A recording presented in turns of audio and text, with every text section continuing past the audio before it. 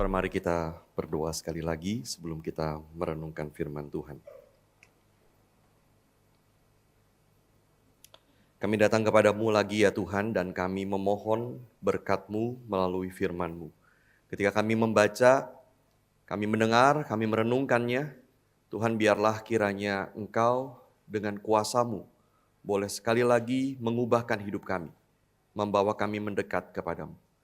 Berkati ya Tuhan waktu pemberitaan firman ini, di dalam nama Tuhan Yesus kami berdoa.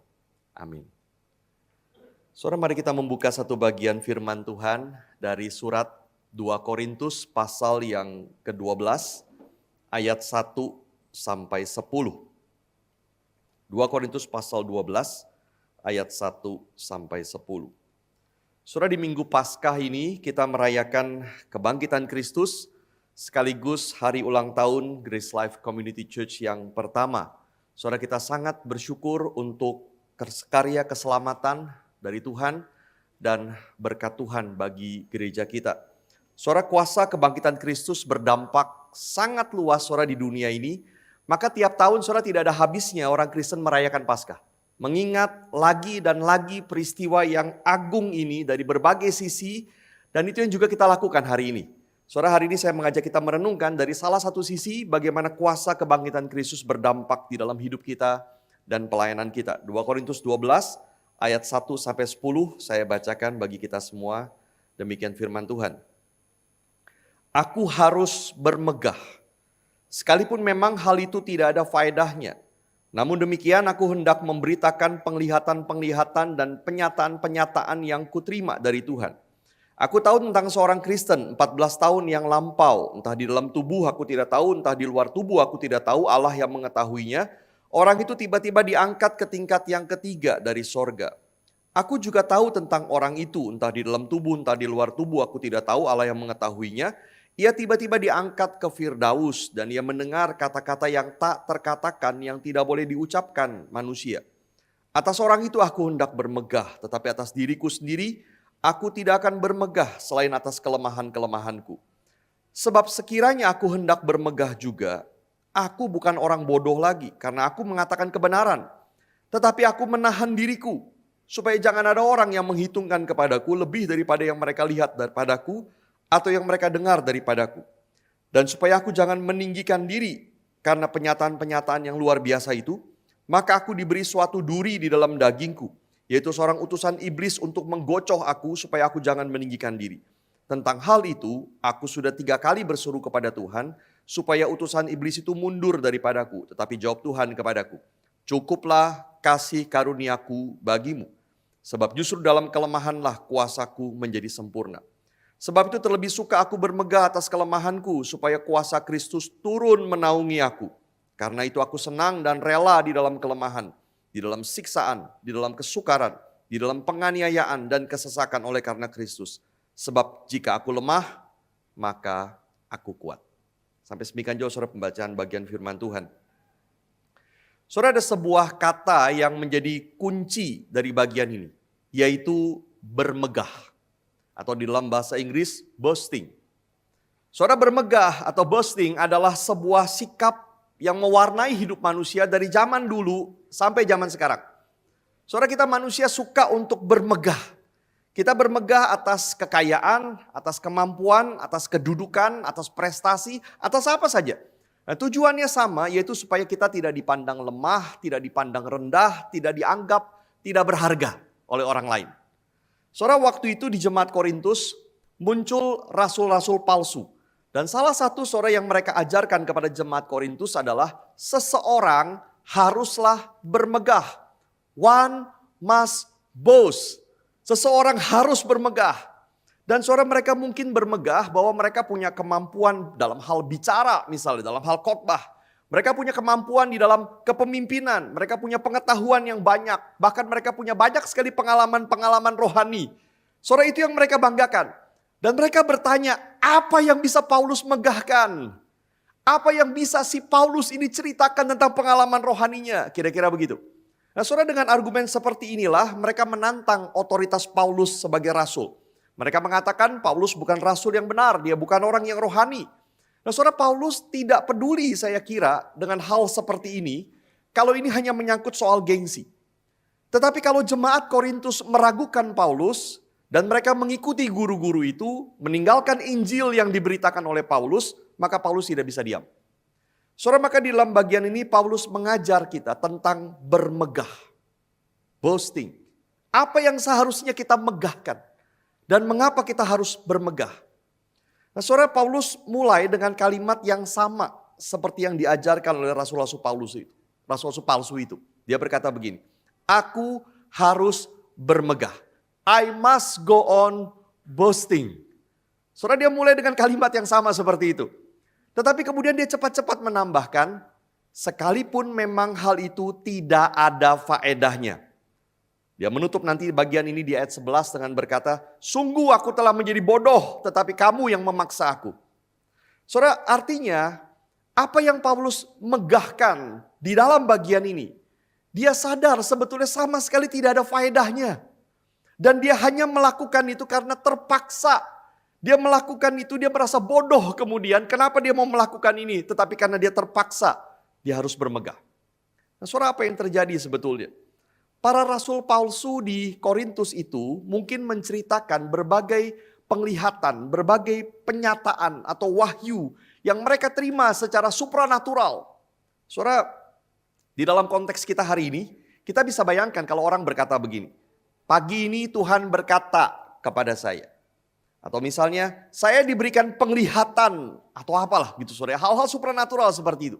Apa yang akan kita pikirkan? Saudara, mungkin sebagian kita tidak berpikir dengan kritis, apakah itu benar? Dengan cara apa Tuhan bicara? Apakah itu berotoritas? Dan jarang saudara yang kemudian sadar bahwa tidak semua yang supranatural itu berasal dari Tuhan. Karena yang supranatural bisa dari Tuhan, bisa dari setan. Maka saudara, mereka yang sering mengatakan Tuhan bicara atau mereka mengatakan melihat sesuatu dari Tuhan. Seringkali saudara, orang-orang ini kemudian dianggap orang yang rohani. Dan itulah yang terjadi saudara pada guru-guru palsu di Korintus ini. Dan mereka mungkin bertanya, pengalaman rohani apa yang Paulus punya? Paulus punya pengalaman dulu waktu Kristus menampakkan diri kepadanya dan kemudian dia bertobat. Tapi setelah peristiwa itu, apa yang Paulus punya? Kira-kira mungkin begitu tuduhan mereka. Nah, saudara, kisah para rasul sebetulnya mencatat beberapa kali Paulus mengalami pengalaman supranatural. Baik penglihatan akan Tuhan, dia menerima wahyu, malaikat mendatangi dia. Berkali-kali saudara dia mengalami itu. Tetapi tidak pernah satu kali pun Paulus menceritakan hal-hal itu di dalam surat-suratnya. Karena dia merasa tidak ada faedahnya. Saudara, maka di dalam bagian ini Paulus seakan-akan berkata begini, oke, kalau kalian mau boasting, kalian mau bermegah, aku akan bermegah juga. Walaupun tidak ada gunanya dan bodoh, tapi kalian memaksa aku. Dan apa yang Paulus sampaikan? Bahwa dia pernah diangkat ke tingkat yang ketiga dari sorga atau Firdaus. Istilah ini saudara berasal dari konsep orang Yahudi tentang sorga. Bahwa sorga tingkat ketiga adalah tempat kehadiran Allah. Dan Paulus dibawa ke sana. Sebuah pengalaman yang sangat luar biasa. Tapi perhatikan saudara cara Paulus menceritakan pengalamannya itu. Paulus berkata begini, entah di dalam tubuh aku tidak tahu, di luar tubuh aku tidak tahu. Artinya saudara, Paulus tidak tahu apakah dia dengan tubuhnya ke sorga atau hanya rohnya yang ke sana. Sangat mungkin saudara para rasul palsu di Korintus itu menceritakan pengalaman-pengalaman rohani mereka dengan detail sekali. Tapi bagi Paulus tidak penting Allah yang mengetahuinya. Yang kedua saudara, kemudian di sana dikatakan dia mendengar kata-kata yang tak terkatakan, yang tak boleh diucapkan oleh manusia. Saudara, di satu sisi dia mendengar sesuatu yang tidak mampu dia ceritakan, tak terkatakan, inexpressible. Saudara, ini sama seperti, kalau pakai contoh saudara ya, kalau saudara ceritakan soal listrik kepada orang di pedalaman yang tidak pernah tahu listrik. Saudara, bagaimana coba ceritakan listrik? Nanti saudara coba di rumah, saudara pikir, coba latihan saudara ya. Saudara cerita setengah mati pun, mereka mungkin hanya bengong. Apalagi saudara harus cerita soal baterai, motor, lemari es, komputer dan sebagainya. Dan itu bukan karena masalah intelektual, bukan. Tetapi karena terlalu jauh dari pengalaman mereka. Maka bayangkan saudara bagaimana kita menceritakan sorga. Itu sebabnya saudara di dalam Alkitab para nabi seringkali menceritakan apa yang mereka lihat hanya dengan gambaran, seumpama, seperti. Karena tidak bisa mereka ceritakan, inexpressible. Saudara di sisi lain, Paulus berkata bukan saja dia tidak mampu ceritakan, tetapi juga tidak boleh diucapkan oleh manusia. Artinya apa yang dia dengar di sana tidak boleh diceritakan oleh dia. Maka saudara hanya sebatas ini dia menceritakannya. Dan yang terakhir saudara perhatikan, Paulus menceritakan pengalaman rohaninya diangkat ke sorga itu dengan sangat rendah hati. Dia bahkan tidak sebut itu dirinya, dia sebut orang Kristen. Ada seorang Kristen. Walaupun saudara kemudian di ayat 6, sebetulnya dia mengaku itu dirinya sendiri. Dan peristiwa ini saudara terjadi 14 tahun yang lampau. Saudara bisa bayangkan, selama 14 tahun dia tidak ceritakan ini kepada orang-orang. Dan kalau saja tidak ada masalah di Korintus, Paulus tidak akan pernah ceritakan semua itu. Dan kita tidak akan pernah tahu sama sekali apa yang dialami oleh Paulus. Alasan mengapa dia menceritakan ini, selain dianggap tidak ada faedahnya, alasan mengapa dia tidak ceritakan, selain dia tidak anggap tidak ada faedahnya bagi dia. Di ayat 6 saudara Paulus berkata dia khawatir orang menghitungkan kepadanya lebih tinggi daripada yang mereka lihat atau dengar daripadanya. Paulus khawatir orang memandang dia terlalu tinggi.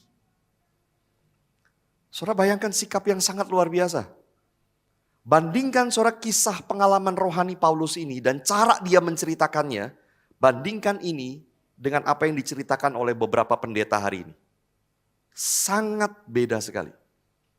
Dan hal terakhir saudara yang sangat penting. Sekalipun Paulus adalah rasul yang sangat menunjukkan kerendahan hati. Tetapi pengalaman supranatural yang hebat ini membuat Paulus berada dalam bahaya. Yaitu meninggikan diri. Maka Paulus berkata, supaya dia jangan meninggikan diri. Karena pengalamannya yang luar biasa itu, dia diberi duri di dalam daging. Yaitu seorang utusan iblis untuk menggocoh dia. Soalnya ini mengejutkan bagi kita. Karena kita terbiasa melihat orang boasting, bermegah atas segala hal. Bahkan kita sendiri sering didorong untuk melakukannya. One must boast. Kalau tidak, maka orang tidak akan memandang kita. Maka saudara kita tidak lagi mengerti betapa seriusnya bermegah atas hal yang salah. Ada banyak perdebatan saudara tentang apa yang dimaksud dengan duri dalam daging yang diberikan ini. Ada yang mengatakan itu sakit malaria.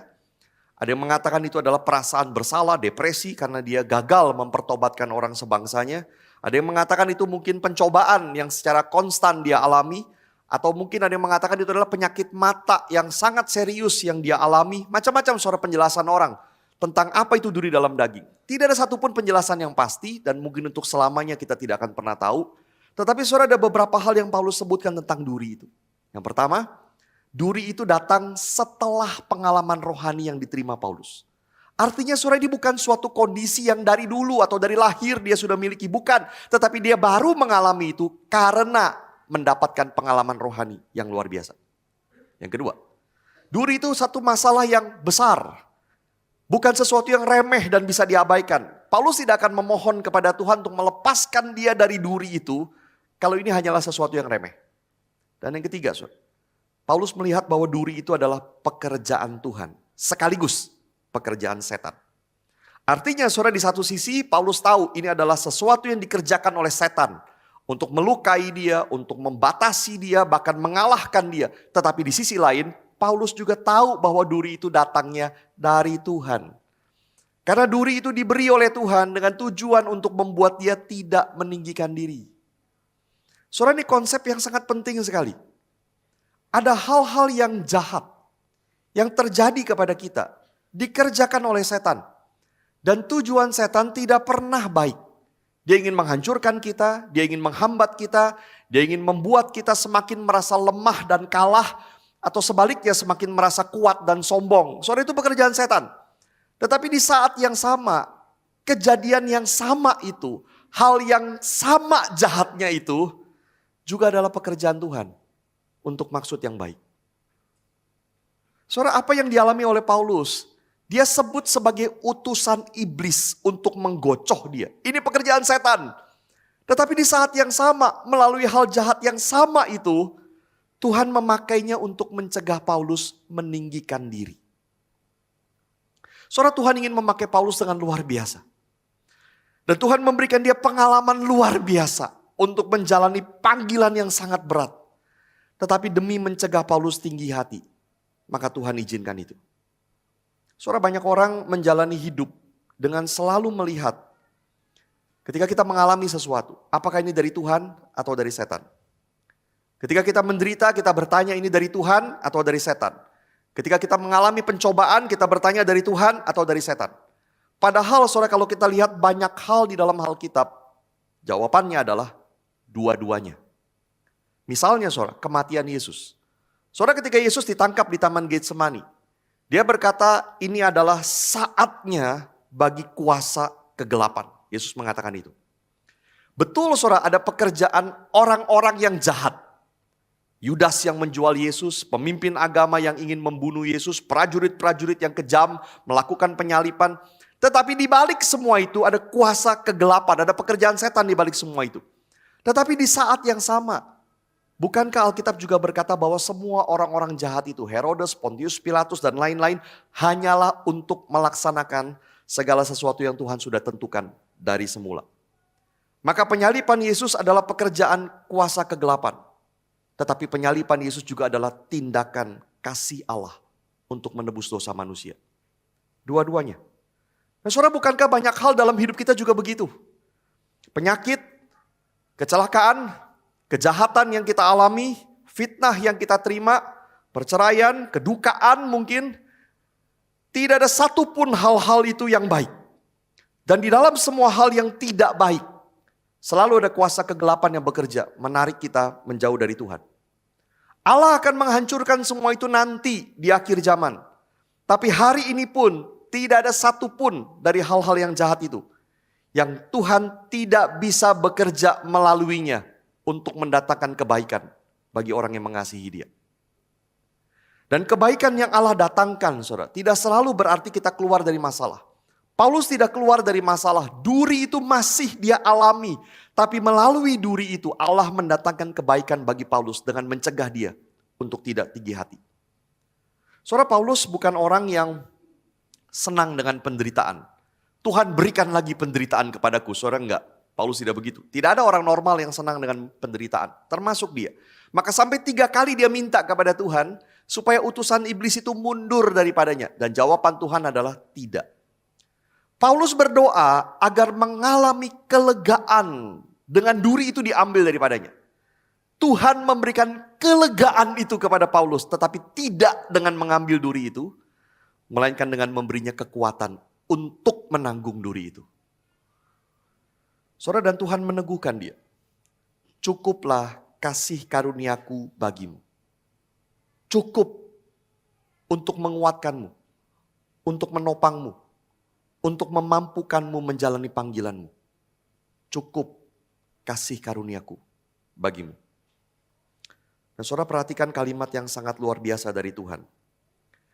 Di dalam kelemahanlah, kata Tuhan, kuasaku menjadi sempurna. Saudara, apa arti kalimat ini? Kata sempurna, bahasa Yunani teleo, kata itu saudara punya beberapa arti. Bisa diterjemahkan sempurna memang, tapi bisa juga diterjemahkan berakhir, selesai. Tetapi saudara, kalau diterjemahkan, di dalam kelemahanlah kuasaku menjadi berakhir. Nah, itu kan rasanya aneh saudara ya, kalau kita membacanya begitu. Maka Alkitab menerjemahkannya, di dalam kelemahanlah kuasaku menjadi sempurna. Alkitab kita memilih kata sempurna, bukan berakhir. Tetapi saudara, bahasa Yunani kadang-kadang tidak jelas siapa subjeknya. Maka pertanyaannya adalah, kuasa siapa yang dimaksud di sini? Kalau ini kuasa Tuhan, maka betul terjemahannya adalah di dalam kelemahanlah, kata Tuhan. Kuasaku menjadi sempurna. Kuasa Tuhan menjadi sempurna. Itu lebih masuk akal daripada kuasa Tuhan berakhir. Tetapi saudara, kalau ini adalah kuasa Paulus, tidak salah kalau kita terjemahkan teleo ini sebagai berakhir. Maka terjemahannya menjadi begini. Cukuplah kasih karuniaku bagimu, kata Tuhan. Sebab di dalam kelemahanlah kuasamu berakhir. Selesai. Saya kira saudara, mungkin ini yang dimaksud. Karena itulah Paulus berkata di ayat 9. Sebab itu, terlebih suka aku bermegah atas kelemahanku, supaya kuasa Kristus turun menaungi aku. Karena Tuhan berkata di dalam kelemahanlah kuasamu berakhir. Maka Paulus menjawab, kalau begitu, terlebih suka aku boasting, bermegah atas kelemahanku, supaya kuasa Kristus turun menaungi aku. Saudara, inilah hidup Kristen. Ketika kita ingin menunjukkan kuasa, bermegah atas segala yang kita punya, maka tidak ada kuasa Allah di sana. Tetapi ketika kekuatan kita tidak ada sama sekali, ketika kuasa kita berakhir, kuasa Allah menjadi nyata. Kuasa Allah menaungi kita ketika kuasa kita berakhir dan kasih karunia Tuhan cukup. Seorang bernama Henrietta Mears, dia seorang yang dipakai Tuhan dengan luar biasa melalui tulisan-tulisan dan pemuritan yang dia lakukan. Saudara, Henrietta memiliki penglihatan yang sangat buruk sekali sejak dia kecil. Dan seperti Paulus, dia berulang kali berseru minta kelegaan dari Tuhan, tetapi kondisi dia tidak berubah. Di dalam kematangan rohaninya, Henrietta seringkali berkata begini, saya percaya aset rohaniku yang terbesar di sepanjang hidupku adalah penglihatanku yang buruk. Aset rohaniku yang terbesar sepanjang hidupku adalah penglihatanku yang buruk. Karena itu membuatku total bergantung kepada Allah. Dan penglihatan Henrietta saudara lama-kelamaan memang menjadi semakin buruk. Dia menulis sebuah buku rohani, What the Bible is About. Terjual lebih dari 1 juta kopi. Pelayanan dia di dalam sekolah minggu, pelayanan anak, menjadi standar bagi banyak gereja di Amerika selama puluhan tahun. Dan dia dipakai Tuhan untuk ikut menanamkan pengaruh pada orang-orang seperti Billy Graham, Bill Bright yang mendirikan Campus Crusade for Christ, dan banyak pelayan-pelayan Tuhan lainnya. Saudara, dia dipakai Tuhan luar biasa. Di dalam kelemahan. Dan kisah seperti ini, saudara, bukan 1 atau 2.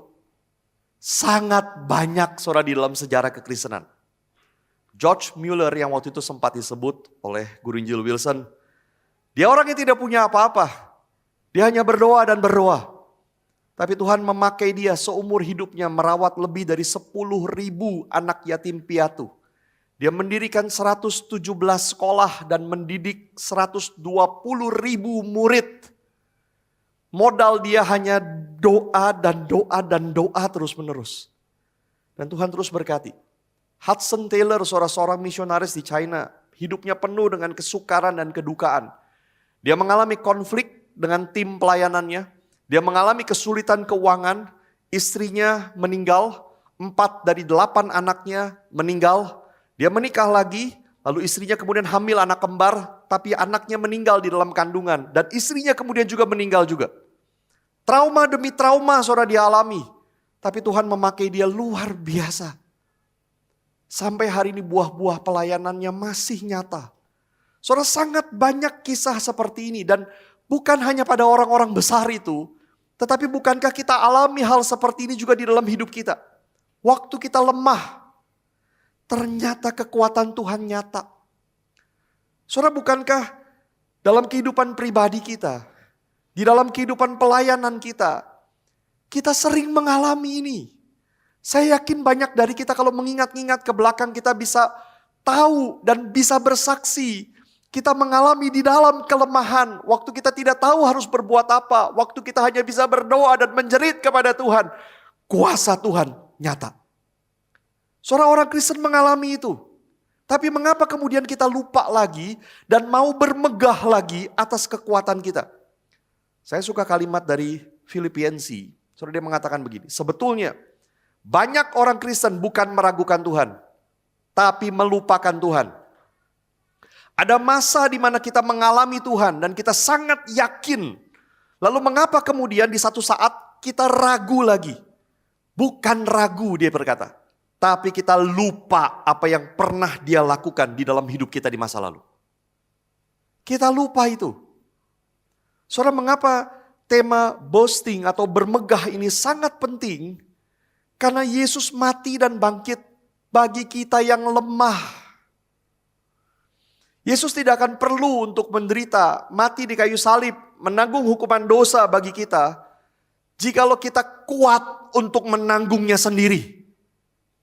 Yesus tidak perlu mati, bangkit, memberikan hidup kekal bagi kita dengan kuasanya, jikalau kita punya kuasa untuk mendapatkan keselamatan sendiri dengan kekuatan kita.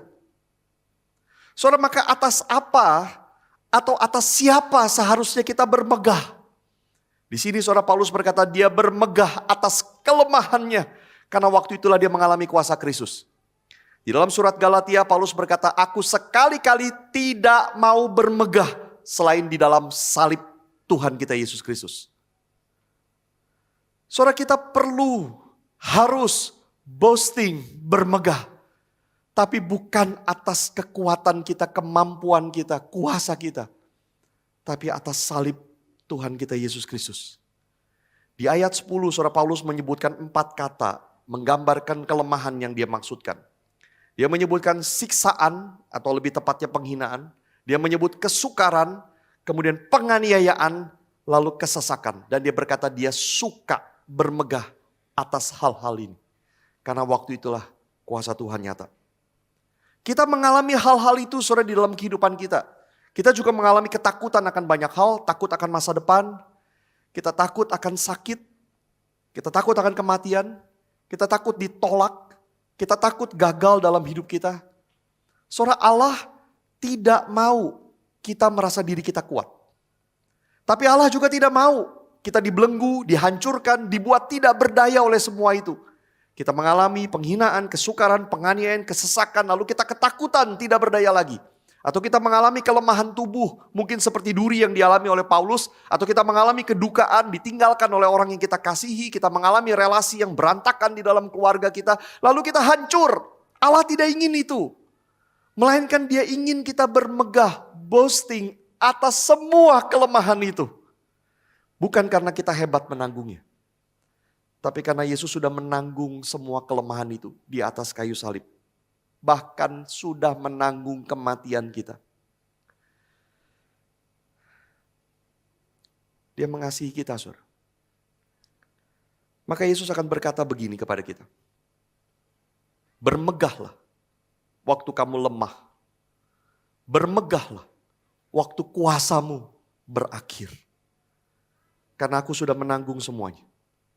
Dan kuasaku akan turun menaungi kamu. Maka apa lagi yang kita cari? Sore hari ini kita juga merayakan HUT kita yang pertama. Tahun lalu, sore waktu kita memulai ibadah di bulan Januari 2022. Tidak ada yang terpikir bahwa kita akan bisa meresmikan gereja kita waktu Paskah. Lalu waktu kita meresmikan gereja kita di Paskah tahun lalu, tidak ada yang terpikir segala anugerah yang Tuhan berikan untuk kita hari ini. Sore ibadah kita lakukan tiap minggu. Firman Tuhan diberitakan, pemuritan dilakukan dan kita melihat buah-buahnya. Ada orang yang percaya kepada Kristus, ada yang bertumbuh makin mencintai Kristus, ada yang hatinya dihangatkan untuk bersaksi. Dan banyak orang berkontribusi, mengambil bagian masing-masing membangun gereja ini. 2 hari lalu di dalam Jumat Agung, saya mendengar cerita dari guru-guru sekolah minggu, beberapa anak mengambil keputusan, bilang mereka mau percaya Yesus. Saya sangat terharu sekali. Betapa besar anugerah Tuhan. Saudara, maka satu hal yang ingin saya katakan begini. Bagi saya sendiri, bagi para elders, deacon, dan bagi kita semua. Kalau ke depan kita bergantung pada kuasa sendiri, celakalah kita. Kalau ke depan kita memegahkan diri dan menganggap kita hebat, hancurlah kita. Kalau ke depan saudara kita berkata kekuatan sayalah atau kekuatan gereja sayalah, maka kita tidak akan ada masa depan lagi. Karena justru di dalam kelemahan kuasa Kristus menjadi nyata. Kita bergantung kepada itu. Saudara, perenungan saya yang terakhir. Mengapa Allah mau kita bermegah atas kelemahan? Atau mengapa waktu kita lemah kuasa Kristus turun menaungi kita? Jawabannya saudara adalah karena kita sesungguhnya memang tidak kuat. Saudara, penghinaan, kesukaran, penganiayaan, kesesakan, sakit, apalagi kematian terlalu besar dan kita tidak kuat menghadapinya. Kuasa setan yang bekerja di balik itu menarik dan menghancurkan kita terlalu besar, kita tidak kuat untuk menghadapinya. Kristus yang sudah mengalahkan semuanya di kayu salib dan akan sepenuhnya menghapuskannya pada waktu dia datang kembali. Maka kalau kita merasa kuat, kita menghadapi dengan kekuatan sendiri, justru kita akan hancur total karena kita memang sesungguhnya tidak kuat menghadapi itu. Tapi pada waktu kita mengaku kita lemah dan kita berseru, Tuhan, aku lemah, kuatkan aku. Justru kita kuat karena kuasa Kristus yang turun menaungi kita. Saudara, pada waktu Yesus disalib, ada kasih karunia dan kuasa yang menahan Yesus di sana untuk tidak turun sampai seluruh pekerjaan penebusan itu selesai. Ada kasih karunia dan kuasa yang menahan Yesus untuk tetap menanggung itu sampai semuanya selesai. Kiranya kasih karunia dan kuasa yang sama yang menahan Yesus di kayu salib itu, itulah juga yang dinyatakan di dalam hidup kita. Mari kita tundukkan kepala. Bersyukurlah untuk kasih karunia dan kuasa yang tersedia bagi kita yang percaya. Oh, kasih karunia Tuhan sangat besar. Kuasa Tuhan sangat besar. Betapa bodohnya kita yang mau bergantung pada kekuatan sendiri. Bangga dan bermegah pada kekuatan sendiri.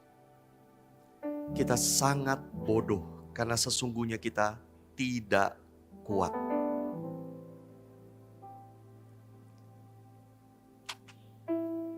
Bersyukurlah kepada Tuhan dan minta ampun kalau seringkali kita bergantung kepada diri sendiri.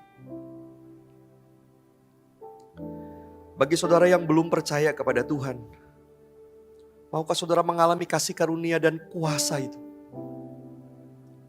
Yesus mati di kayu salib untuk menebus dosamu, memberikan pengharapan bagimu, memulihkan hidupmu, menjanjikan hidup kekal bagimu di surga untuk selama-lamanya. Karena engkau tidak mampu mendapatkannya sendiri. Yesus bangkit, menyatakan dia sudah memperoleh semuanya itu. Dan dia mau memberikannya bagimu. Maukah engkau menerima kasih karunia dan kuasanya itu? Saudara kita yang sudah percaya kepada Kristus, biarlah kembali kita mohon kasih karunia dan kuasa itu memenuhi lagi hidup kita. Masing-masing berdoa kepada Tuhan.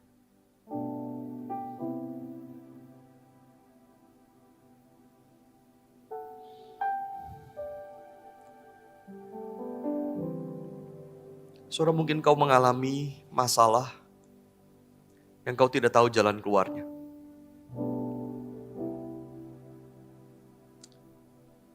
Yesus tahu apa yang kau alami. Datanglah kepadanya. Mohon kekuatan daripada dia.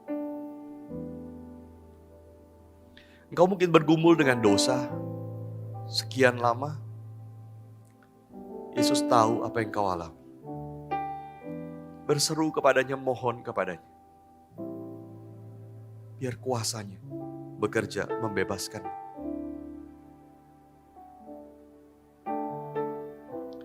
Hari ini hari Paskah, kita merayakan kebangkitan Kristus. Biarlah kuasa kebangkitan itu sungguh kita alami. Kita bukan hanya mengingat peristiwa yang lalu, terjadi 2000 tahun yang lalu. Tapi kita mengalaminya hari ini.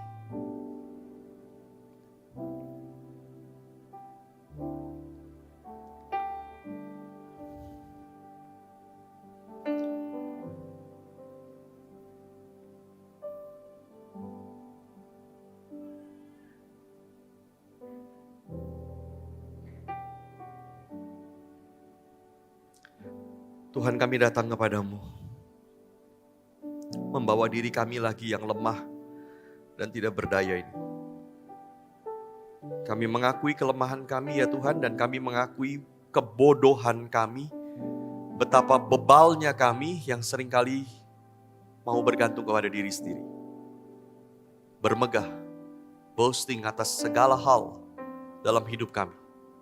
Padahal seharusnya lah kami bermegah hanya atas kelemahan kami dan atas salib Tuhan Yesus Kristus. Kami bermegah, bangga akan pengorbanan-Mu di kayu salib. Dan kami bergantung kepada kuasa-Mu. Terima kasih ya Tuhan untuk apa yang boleh kami renungkan bersama. Biarlah firman Tuhan terus bergema. Roh Kudus-Mu menerjemahkan itu di dalam hidup kami. Dalam nama Tuhan Yesus, kami berdoa. Amin.